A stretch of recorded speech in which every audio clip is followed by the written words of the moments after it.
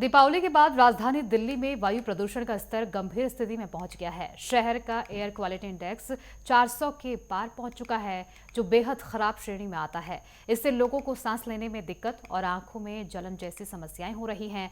बाहरी दिल्ली के कई क्षेत्रों में धुंध की चादर छाई हुई है और प्रदूषण का स्तर ग्रामीण और शहरी इलाकों में समान रूप से चिंताजनक बना हुआ है।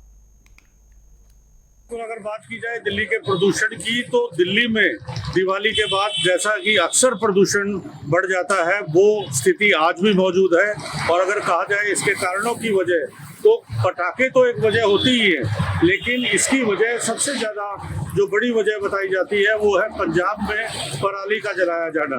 जी हाँ, इस बार पराली जलाए जाने के जो केस दर्ज हुए हैं, उनकी संख्या में भी पंजाब में इजाफा हुआ है और जो रेवेन्यू पंजाब को मिला है उसके अंदर भी इजाफा हुआ है।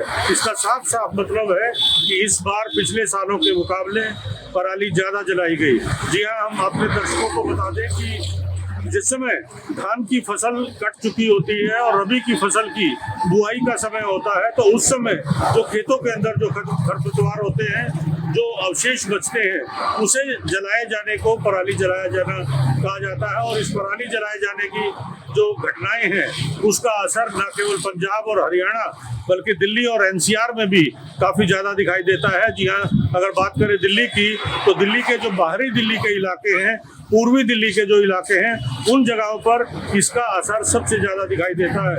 और बाहरी दिल्ली की बात की जाए तो पंजाब से जो आने वाला रास्ता है, मुख्य जीटी करनाल रोड है, उसके साथ जो सटे हुए इलाके हैं, बवाना, नरेला, कंझावला, नांदोई, बुराड़ी, जहांगीरपुरी और इधर ईस्ट दिल्ली में भी जो है गाजियाबाद के आसपास के जो इलाके हैं, वहाँ इस बार प्रदूषण का स्तर सबसे ज़्यादा पाया गया है।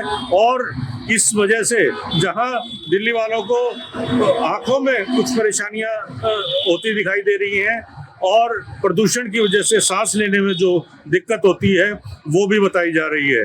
हालांकि इस प्रदूषण की दूसरी वजह जो दो हैं, उनमें से एक है पटाखों का जलाया जाना। हर बार इस बात को लेकर इस साल लोग दुविधा में ही रहे कि क्या पटाखे चलाने के लिए अनुमति है या नहीं है। जैसा कि हमेशा होता है, ये असर 1 से 2 दिन तक दिखाई देगा और फिलहाल इससे कोई राहत की संभावना दिखाई नहीं देती।